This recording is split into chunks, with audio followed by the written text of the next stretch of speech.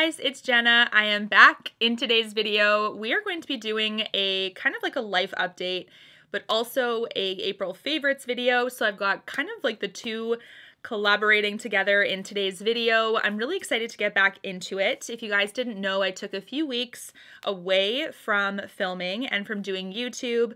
There have been so many things going on simultaneously, and I just felt like I had to take a quick sec for myself. So basically what happened was earlier on, a couple of weeks ago, I had to go into the hospital for something unrelated, but basically I had like some low abdominal cramping and I felt like something was off. It just seemed like I couldn't just ignore it.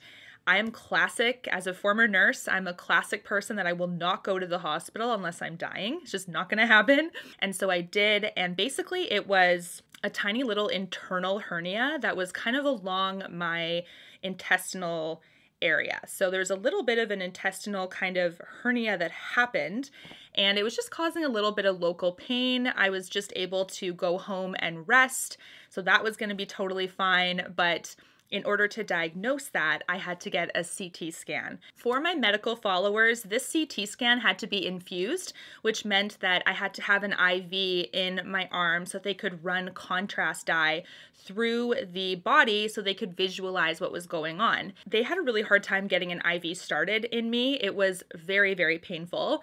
I had like 8 pokes when it came to both of my hands. It was just really, really painful, and at this point, I felt like I needed to intervene. So do not try this at home, keep in mind. But what happened was they could not get an IV started on me for the life of them. And right now what's happening in Canadian hospitals, they're overrun, they're overworked. I had a lot of empathy for sure, because being a former nurse myself, I know how crazy it can get. And so I was just feeling bad, but as a patient, I was also like, this has to happen. So the last nurse that saw me in emergency and tried to get an IV started in my arm wasn't able to do so. So she left, but she left the tourniquet on my arm, which isn't something you really should be doing because it's, you know, blocking off a lot of that circulation, right? I saw this as a bit of an opportunity, given that you can't do a tourniquet on yourself. It's really hard to do one-handed, but since it was tied and they weren't able to do an IV, they left all the supplies there. And I was like, why don't I just try it? Again, not my most brilliant idea at the time, but I did it myself. Okay.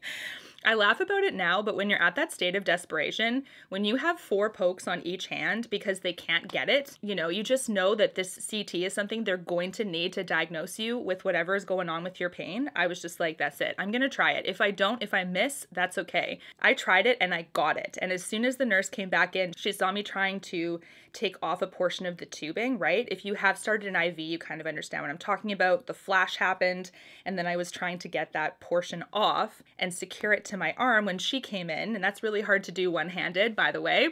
But she's like, whoa, whoa, whoa, what are you doing? And I just said, I started it. And she's like, okay. Like, such a story, right? I don't know if that's something that I should have done. She was scared to death. She's like, how do you know how to do this? But honestly, I told her I used to be a nurse myself. I felt like you guys needed some help. Here it is. It's done. And she's like, yeah, this probably shouldn't be happening. I'm like, yeah, I agree. And she helped me get the rest of it together. I ended up going to get that CT, and they told me a few hours later in the emerge, I did have a minor hernia. So that's what I thought the end of this story was going to be. I was just going to heal from home and it was going to be fine. Unfortunately, the story doesn't end there. When they checked out my CT scan, they caught a portion of my lungs. So when you're actually doing a CT and it's visualizing your intestines and like your GI system, there's inevitably going to be partial imaging of other body organs. And so the bottom of my lungs was showing like marks. They were like, looks like there's something on her lungs. So I then get a phone call from my doctor. This was after I got discharged from the hospital already. I was recovering from this little minor thing. and I get a phone call saying, you need to come in. What? The way that they described it was that I was going to have to go for another scan. Apparently there has to be some more scans done. We do have to do a full chest CT because it really was just a partial image. They wanted to visualize both of my lungs in entirety. So they did that. And then that began with this roller coaster of just up and down thinking like, do I have cancer? Do I have something else? Like, what is going on? I haven't smoked a day in my life. I just started freaking out. I was like, what are you talking about? That there are things on my lungs that they don't know what they are. The full chest CT scan came back and they had found 8 marks on my lungs that they could not quite see what they were without taking a sample. So this was going to require another procedure. I'll get to that in a second. But from that full chest CT scan, they also found something else. As if there's nothing else to talk about, there is. They thought that they saw a dilated aortic artery. So if you see a dilated aortic artery, which is one of the biggest arteries, I think it's the biggest one, that goes from the heart and pumps all of that blood down into the rest of your body. If that's dilated, that's a problem. It's pretty scary.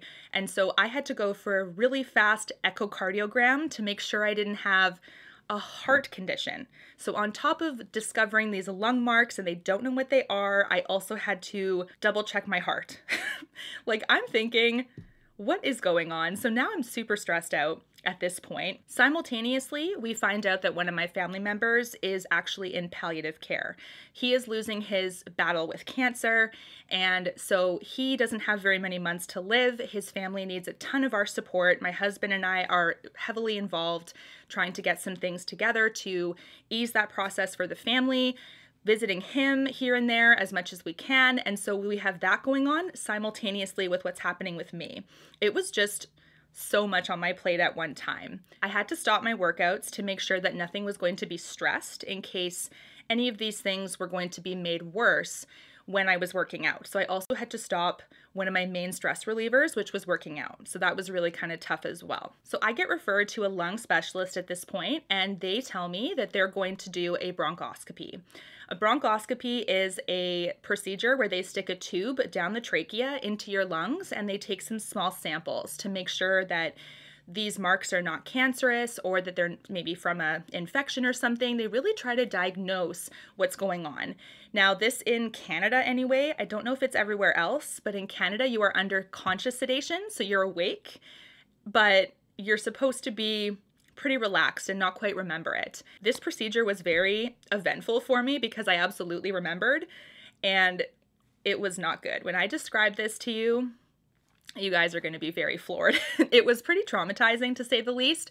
Not their fault, of course. I had a really great doctor who was doing it for me, but it was really, really traumatizing.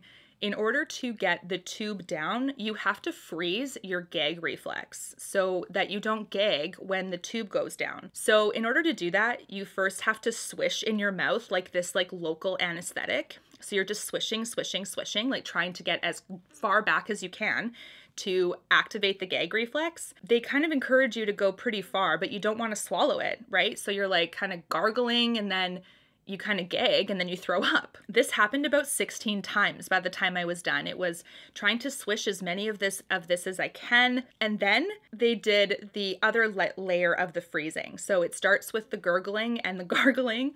And then the last layer before they insert the tubing is they do like what looks like an aerosol local anesthetic. So they hold your tongue out. It's like making me cringe just talking about it. They hold your tongue out and then you have your tongue out like that, right? And they just sit there kind of like there's it almost looks like a little spout, and they just start aggressively spraying it right down in here. And then you're gagging and you're fighting it.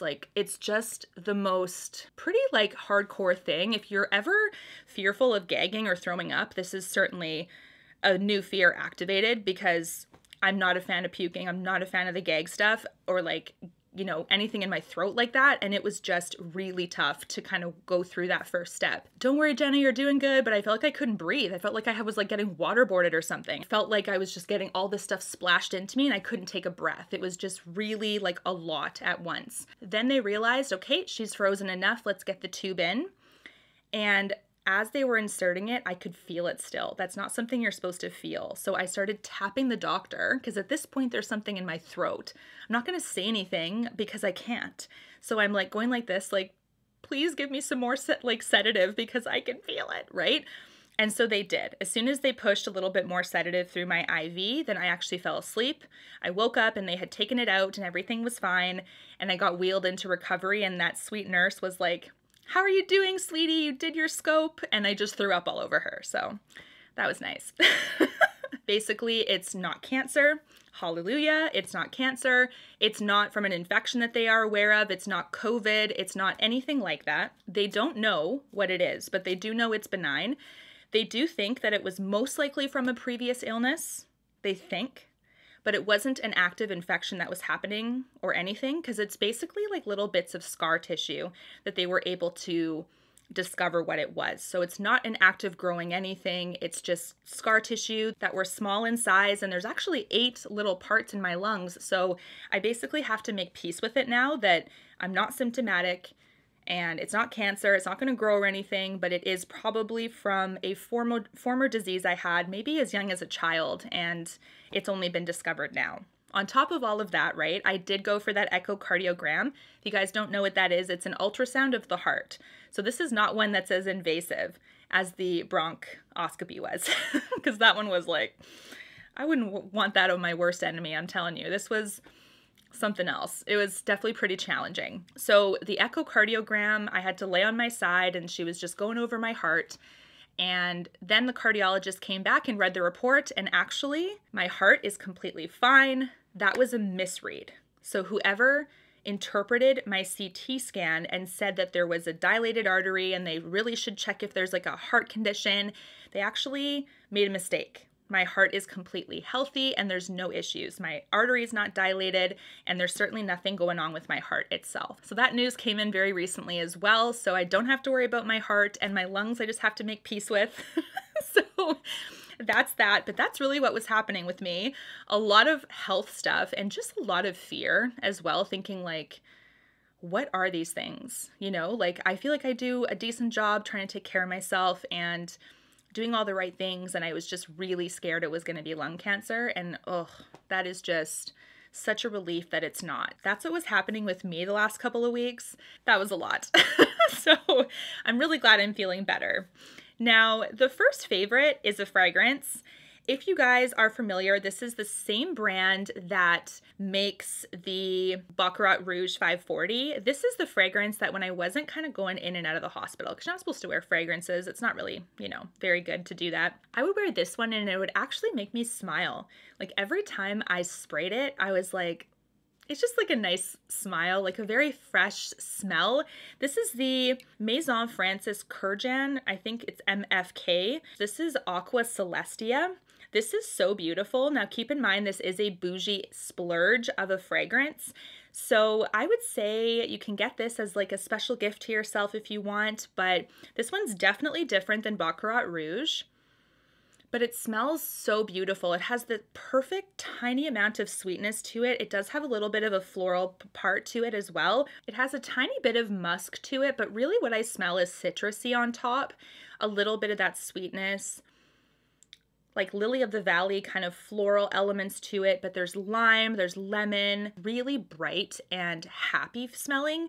I don't know, when I was spraying this after like just a long day of like, I don't know what's going on here, I just sprayed this sometimes to just lift my mood, and actually did a really good job doing that. So this one is really, really beautiful. It, of course, is a splurgy splurge because it's the same brand as Baccarat Rouge, but I actually really recommend this one. The longevity is also really strong, just like Baccarat Rouge. I've had a great experience with that one lasting quite a while on my skin, and this one does a great job too. I want to talk about one other fragrance that I also sprayed a ton this month. I actually did get this during the VIB sale. This is the Juliette Has a Gun Pear Ink. This was a recommendation from you guys to check out this brand. I actually said something kind of like embarrassing in that video. I was like, who's Juliette and why does she have a gun? And a lot of you guys commented on that like, LOL, you know? But this brand is sold at Sephora as well, and I didn't have an opportunity to smell any of them until recently. This one smells incredible though. It's very fresh, not as sweet as the one I talked about first, but this one is like very pear forward. Like it's called Pear Ink and it's absolutely the first thing I smell. It smells very fruity, very fresh, very light, and it is one that I would say lasts about medium on my skin. This one, Aqua Celestia, does last a little bit longer. I don't know, I've been really loving this one for the fact that spring summer is finally coming to Canada. I mean, it's been so cold, so long of a season of like just really bad weather for us. So it's finally turning a corner, and this is what this reminds me of, like a pear fruity like cocktail or something. Okay, this is something that might be surprising to you. It definitely was surprising to me.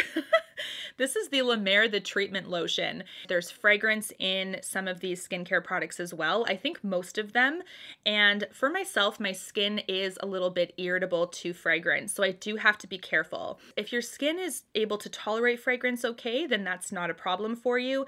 But I've noticed for sure, like lavender oil just really lights up my skin. And I think it's because I already have existing like rosacea and stuff, so that could be the reason. But this treatment lotion is actually really nice. It does do a great job of hydrating the skin. It also has the teeniest floral smell. It's not as strong as some other La Mer products.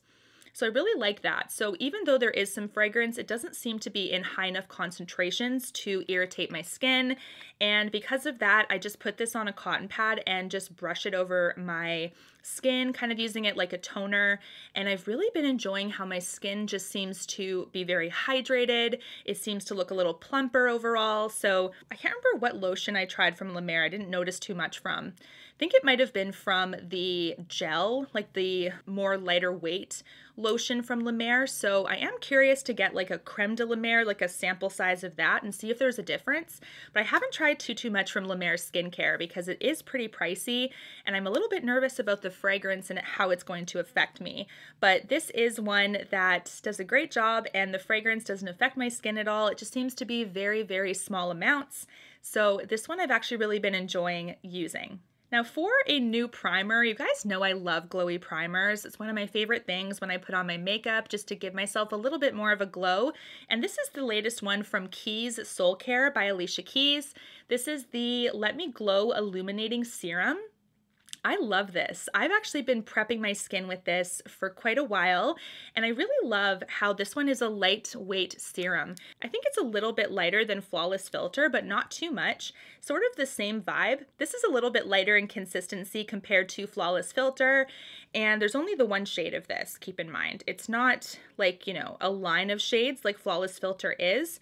It also feels a little bit more milky, a little bit creamier than Flawless Filter. So it's definitely thinner, a little bit more milky, and it does offer some skincare benefits in here as well. I'm pretty sure it has niacinamide, but it does offer a really beautiful luminosity to the skin. It really sinks in, really makes your skin look supple, also really hydrated, and I would say it has been working really well with a lot of foundations, whether it's a soft matte finish or a luminous finish. It just seems to not interfere with how the foundation looks overall. So I really like that. And you can see there's quite a bit of glow here. So I just like a light layer. You can also go heavier if you want, but this is one of my favorite glowy primers right now. I've actually really been loving this gloss from Givenchy. I also got this during the VIB sale. This is the Rose Perfecto Lip Balm. This is also recommended from you guys. You can see it's a really beautiful like marbling from the product in the packaging. It's so beautiful. I really love this. And this is the gloss I'm wearing today. So this is called Milky Nude 110. For gloss, it's actually quite opaque and it doesn't have a stickiness to it, which I really love. It's very smooth, probably about medium opacity overall, but buildable. And I really love the packaging of this too. There's kind of like this like leathery kind of cap to it that's a pale pink. And then we have this really nice weighted glass base. So it's really nice and luxurious with the Givenchy kind of touch to it, but the product itself is really beautiful and just glides on the lips super well. I have found, so I do have braces now, and there's been some challenges with having braces that I don't really remember, I'll be honest. One of them having like dry lips for some reason. It could be like season change, but also I find that my lips just are drier overall when I have my braces on. I don't get it, but this is one that my lips don't have to be super perfect and it still looks really nice. There's some glosses and lipsticks, as you guys know, you have to like lip polish and exfoliating and then moisturizing, blah, blah. Like, you don't want to do that sometimes. You just want to kind of throw on a gloss and leave it in your bag. This is really perfect. It just seems to glide over and it doesn't accentuate anything. It doesn't make your lips look dry. It's just really nice. Has just a nice shine, nothing too crazy where it looks like you're, you know, way too shiny for some reason. This is a lovely one. So this is Milky Nude. Super, super beautiful right here. Love that. It's kind of like a peachy nude and doesn't have really much of a smell either. I know there's some of you that not really big fans of smells on lip products. And this is one that's very, very subtle, if almost undetectable on the nose. Yeah, like maybe the slightest sweet smell, but I really have to get in there. So I think for the fragrance aversive friends out there, I think this is also going to be a lovely choice for you. Another palette that I've been wearing, and it's actually on my eyes right now, is the new Pat McGrath and Bridgerton collection. This has been out for a while, but I have been playing with this palette quite a bit. And I will say that the quality is definitely consistent with the first Bridgerton release. So I feel like she's been doing a great job keeping the quality very consistent. This is the Mothership Belle of the Ball. It is still available, but here's what I'm going to say about it. As much as I love this palette, and I have been using it quite a bit, so I'm using all the pinks on my eyes today. I have the gold kind of on the bottom lid there to add a little bit of something different, but this is a really lovely palette, but it is pretty similar to the first Bridgerton collection that she did. Like, there's, of course, different shades, but they're pretty similar, like overall. So I do think you can get a very similar look. Obviously not this bottom part because there's no gold in here, but if you have a palette like this, it's gonna look pretty close to what I have going on. So unless you're a really big fan of Bridgerton, Pat McGrath, I don't think you need both of them. If you do have one, I think you're really set to get a look pretty close to this one. I do wish that she had a little bit more diversity between the palettes, but I do think that the quality is really, really lovely. If you are thinking about picking it up, I don't think you'll be disappointed. It's definitely a palette I've been playing with a lot in April. The other two palettes I've been playing with a ton are both of Patrick Ta's palettes. So of course the first one that I want to talk about and everybody's been obsessed with is the Major Dimension 2, which is like the rosy tones. So I mean, it's super stunning. It's very beautiful. There's lots of colors in here that are very Jena friendly, like rosy golds, rosy purples, a little bit of like a coppery red color. It's super, super lovely. The quality of the mattes is like very, very stunning. They're like silky, creamy mattes that just blend beautifully. We do have these two cream shades over here. As you can tell, I don't really use them. They're not my favorite. I don't know. I mean, it does absolutely help to darken the look overall, and it does help to prime the lid a little bit, but I just like to use the powders for more of an everyday kind of thing, just for myself, to keep it more on the lighter side overall. But if I do want more of like a smoky, deeper look overall, you can absolutely grab those cream shadows for base if you would like. But I really love this one. Very, very obsessed. He makes really lovely shadows. And because I pulled this one out so much, I was also wanting to go back to the first one, which I really love, which is the Major Dimensions 1. Very beautiful for neutral, everyday, brown colors. You can transition from work to evening. It's really, really lovely. Some shimmers on the top and mattes on the bottom, just like the Rose palette number 2, and same consistency overall. We have really creamy mattes, really, really beautiful glitters. Expect a little bit of fallout with both of these glitters because they are a teeny bit flaky, some of them, but I do think that overall these are fantastic from the brand. I'm actually really excited to continue to try more from Patrick Ta. I feel like his brand overall has been really, really great. Like lots of hits for sure, right? Like the blushes, just amazing. So I've been using these palettes a ton as well when I have been wearing makeup. So sad because of everything that was going on in the last 3 weeks. I just felt like, I don't know, I felt like not myself because I wasn't like doing the things that I love. I couldn't work out, I couldn't put on makeup really. I mean, I could put on makeup, but I didn't want to show up at the hospital in full glam. I don't know. So you know what I mean. I'm just glad to finally be feeling better because yeah, wish I had more favorites to share, but I do have 2 more. This first one is actually a lipstick. I think you can get it at Holt Renfrew in Canada. That's where I got mine, but you can also get it at Nordstrom Canada, Nordstrom in the US as well. This is from La Perla. I think their main gig is making lingerie, if I'm not mistaken, but I've never really tried their lingerie or know too much about it. but they've kind of been dipping into beauty. And this is a lipstick that I've been wearing a ton as well. This is the Satin Lip Balm Petal Lips 202. So pretty. Whenever I wear this, it's a very beautiful like spring summer color, and I get a ton of like questions about what I'm wearing when I wear this. It's so fun, like it's so beautiful.